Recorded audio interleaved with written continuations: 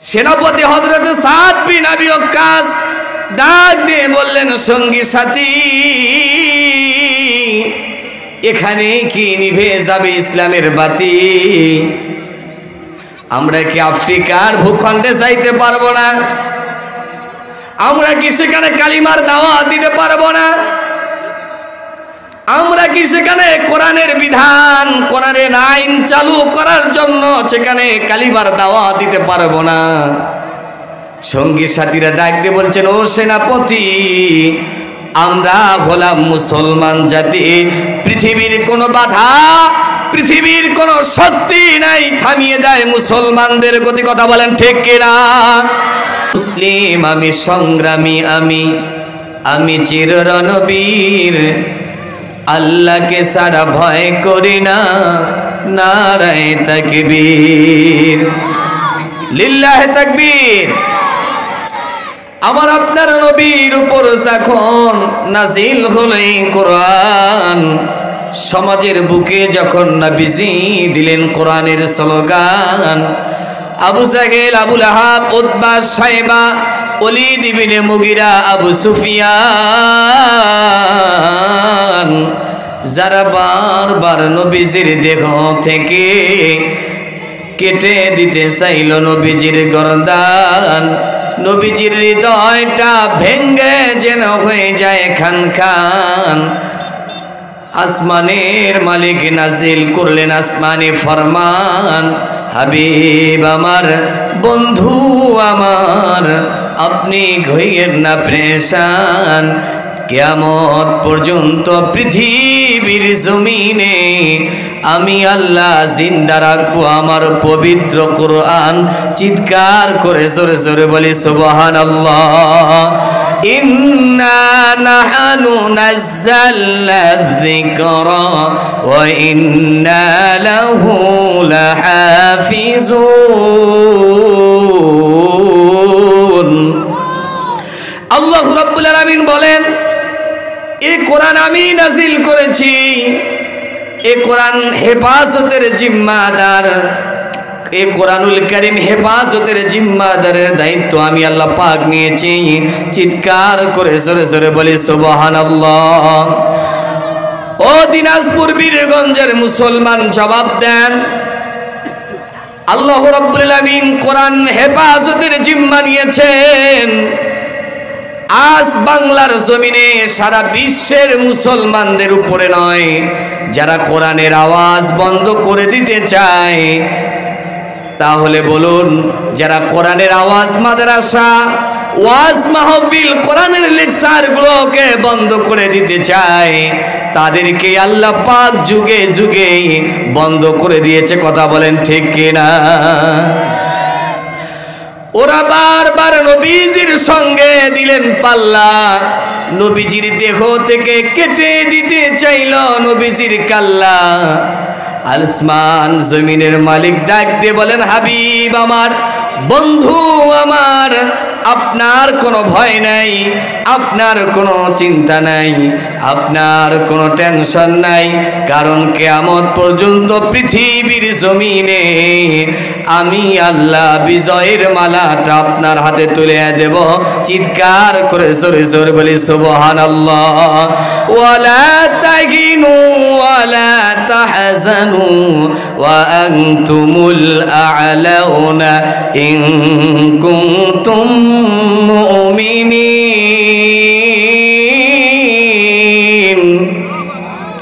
আল্লাহ পাক বলেন, ও আমার ইমানদার বান্দারা, তোমাদের কোনো ভয় নাই, তোমাদের কোনো টেনশন নাই। খাঁটি মুমিন হতে পারলে আমি আল্লাহ বিজয়ের মালাটা তোমাদেরকে তুলে দেব। চিৎকার করে জোরে জোরে বলি সুবহানাল্লাহ। ও মুসলমান, ভয়ের কোনো কারণ নাই, চিন্তার কোনো কারণ নাই। ইমানের বলিয়ানে বলিয়ান হয়ে রাজপথে নেমে যাও। আল্লাহ রাব্বুল আলামিনের বিজয়ের চূড়ান্ত সফলতা আপনাদের হাতে দিবে।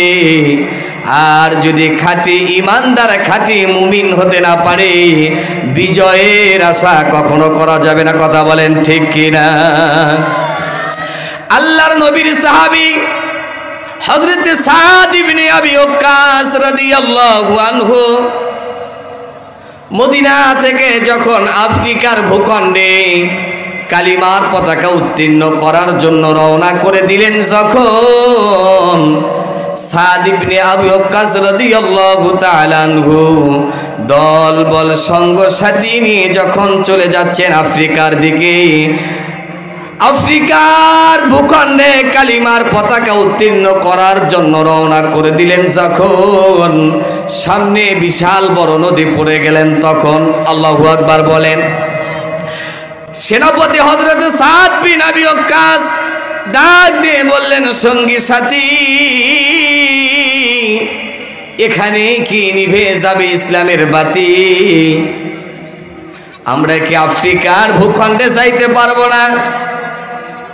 আমরা কি সেখানে কালিমার দাওয়াত দিতে পারবো না? আমরা কি সেখানে কোরআনের বিধান, কোরআনের আইন চালু করার জন্য সেখানে কালিমার দাওয়াত দিতে পারবো না? সঙ্গী সাথীরা ডাক দিয়ে বলছেন, ও সেনাপতি, আমরা হলাম মুসলমান জাতি, পৃথিবীর কোনো বাধা, পৃথিবীর কোনো শক্তি নাই থামিয়ে দেয় মুসলমানদের গতি। কথা বলেন ঠিক কিনা? ও বাংলার মুসলমান, যুগে যুগে মুসলমানদেরকে যারা বাধা দিয়েছিল, মুসলমানদের পথ যারা আটকে দিতে চেয়েছিল, মুসলমানদের গতি যারা আটকিয়ে দিতে চেয়েছিল, এই জমিন থেকে তারাই চিরতরে বিদায় হয়েছে। কথা বলেন ঠিক কিনা? আজ পর্যন্ত কোনো ইতিহাস নাই মুসলমানদের আওয়াজ কেউ বন্ধ করে দিতে পারে। কথা বলেন ঠিক কিনা? ও বাংলার মুসলমান, দিনাজপুরের মুসলমান, যত বাধা বিপত্তি আমাদের সামনে আসুক না কেন, কোনো বাধা বিপত্তিকে মুসলমান কখনো পরোয়া করে না। কথা বলেন ঠিক কিনা?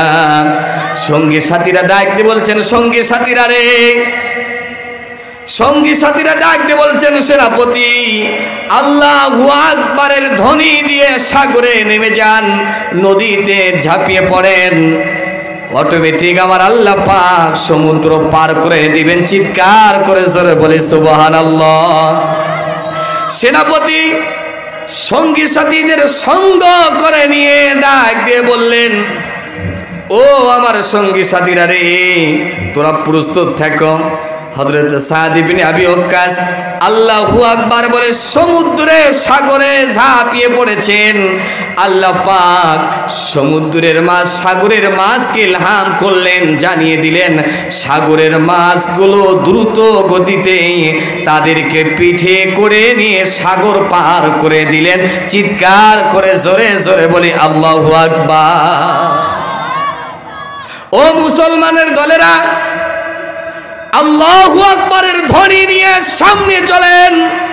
সংখ্যায় যদি কম হন, ইমানের বলে বলিয়ান হয়ে আল্লাহু আকবারের ধ্বনি নিয়ে মাঠে নেমে যান। হাজার সৈন্যের বিরুদ্ধে ৩১৩ নিরস্ত্রকে আল্লাহ পাক বদরের প্রান্তরে বিজয় দিয়েছে। কথা বলেন ঠিক কিনা?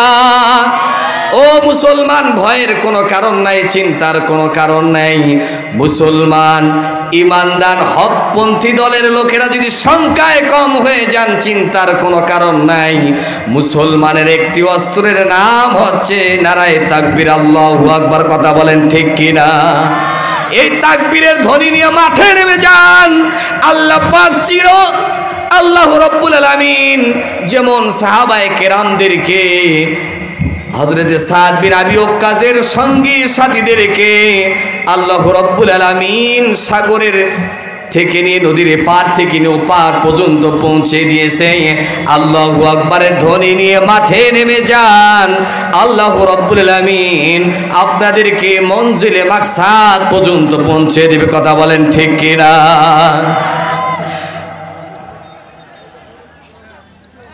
ও আল্লাহর গোলামেরা, আল্লাহর নবীর সাহাবী সাদ ইবনে আবি ওয়াক্কাস যখন সমুদ্র পার হয়ে গেলেন, যখন নদী পার হয়ে গেলেন, সাগর পার হয়ে গেলেন, এই কথা আফ্রিকার বাদশার নিকট চলে গেল। আফ্রিকার বাদশা বললেন, তারা যদি নদী পার হয়ে, সমুদ্র পার হয়ে আফ্রিকা আসতে চায়, আফ্রিকার বিশাল বড় জঙ্গল, সেখানে তাদের পার হতে পারবে না, সেখানে তাদের হবে না কোনো মঙ্গল। এই কথা যখন বললেন আল্লাহর নবীর সাহাবীরা, সাদ ইবনে আবি ওয়াক্কাস সেনাপতি এবার সঙ্গী সাথীদেরকে নিয়ে জঙ্গলের একটি উঁচু জায়গায় দাঁড়িয়ে বক্তব্য দিলেন। ও জংলা প্রাণীরা, ও জংলা প্রাণীরা, আমরা মদিনা মনোয়ারা থেকে এসেছি। আমরা এসেছি দুনিয়ার কোনো মিশন নিয়ে নয়, আমরা এসেছি একটি মিশন নিয়ে, যে মিশনটা দুনিয়ার কোনো মানুষের নয়, যে মিশনটা হচ্ছে কেবলমাত্র আসমান জমিন, আসমান জমিনের মালিক আল্লাহর। যে আল্লাহ পাক আমাদেরকে মিশন দিয়েছে, আলা লাহুল খালকু ওয়াল আমর তাবারাকাল্লাহু রাব্বুল আলামিন। যে আল্লাহ পাক বলছেন সৃষ্টি যার, এই জমিনে আইন চলবে তার। কথা বলেন ঠিক কিনা? ও আল্লাহর গোলামেরা বলেন, এই জমিন কার? আওয়াজ দিয়ে বলেন, জমিন কার? আমরা কার? গোটা পৃথিবীর সৃষ্টিকার। এই বক্তব্য যখন আল্লাহর নবীর সাহাবী সাদ ইবনে আবি ওয়াক্কাস দিলেন, জংলা প্রাণীরা রে, আমরা সেই আল্লাহর মিশন বাস্তবায়ন করার জন্য এখানে এসেছি। এক নম্বর হচ্ছে, এখান থেকে জংলা প্রাণীরা, এখান থেকে দ্রুত গতিতে তোমরা চলে যাও, আর আমাদের কি এই জঙ্গলটা আমাদের জন্য একটা নিরাপত্তার ব্যবস্থা করে দাও। এই বক্তব্য যখন দিয়েছে, আফ্রিকার জংলা প্রাণীরা, বাঘ সিংহ থেকে শুরু করে যত প্রাণীরা, সাপেরা সহ এক এক করে লাইন ধরেছে পুরা আফ্রিকার জঙ্গল। তারা সাহাবায়ে কিরামদেরকে একটা সুন্দর পরিবেশ তৈরি করে দিয়েছেন। চিৎকার করে জোরে জোরে বলি সুবহানাল্লাহ।